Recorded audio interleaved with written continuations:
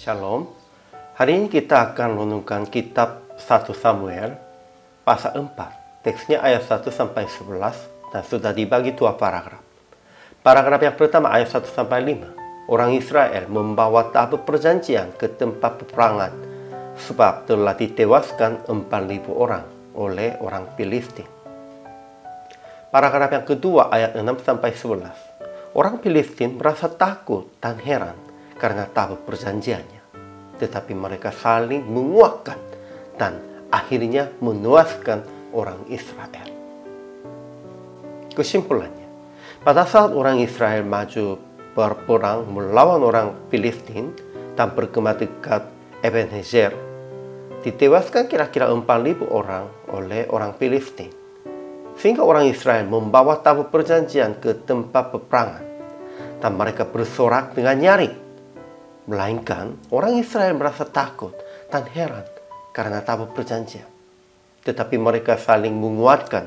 Dan akhirnya orang Palestina menewaskan orang Israel dan melampas tabut Allah. Dan kedua anak Eli, Hofni dan Pinhas tewas. Ajaran tentang Allahnya. Sebenarnya dalam teks hari ini Tuhan diam. Di dalam teks hari ini tidak dijelaskan perbuatan atau perkataan apapun. Tetapi kita bisa sadar bahwa Tuhan tetap membiarkan orang Israel ditewaskan sebagai hukuman. Karena mereka tidak menyembah Tuhan dengan sesungguhnya. Mereka kelihatannya menyembah Tuhan, tetapi sesungguhnya mereka menyembah berhala.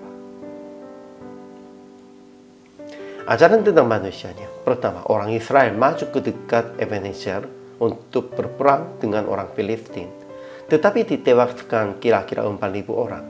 Jadi mereka membawa tabut perjanjian dari Shilo dan bersorak dengan nyari. Mereka berpikir, ya karena ada tabut perjanjian kita pasti menang.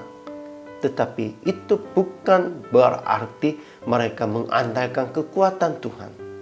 Hanya mereka sepertinya mengandalkan tabut perjanjian seperti menyembah berhala. Kedua, orang Filistin telah menewaskan banyak orang Israel, tetapi menjadi takut sebab orang Israel membawa tabut perjanjiannya. Mereka tahu bahwa Allah Israel menghajar orang Mesir dengan tulah-tulahnya. Tetapi mereka saling menguatkan dan menewaskan lagi orang Israel dan merampas tabut perjanjiannya. Ketiga, kedua anak Eli, Hofni dan Pinhas ditewas pada saat peperangan dengan orang Filistin sesuai dengan nubuat Tuhan melalui abdi Allah dan melalui Samuel anak kecil.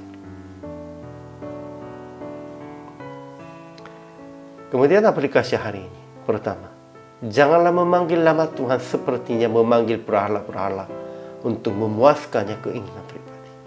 Kalau kita memanggil nama Tuhan, ya Tuhan tolonglah, tetapi itu untuk memuaskannya keinginan pribadi, itu sepertinya memanggil berhala-berhala. Kedua, lebih dulu bertobat dan introspeksi diri pada saat mengalami gagal dan kesulitan. Ya memang, bukan semua gagalannya, bukan semua kesulitannya karena dosa kita, betul. Tetapi kita harus lebih dulu bertobat dan introspeksi diri. Pada waktu itu Tuhan pasti akan memberikan inspirasinya.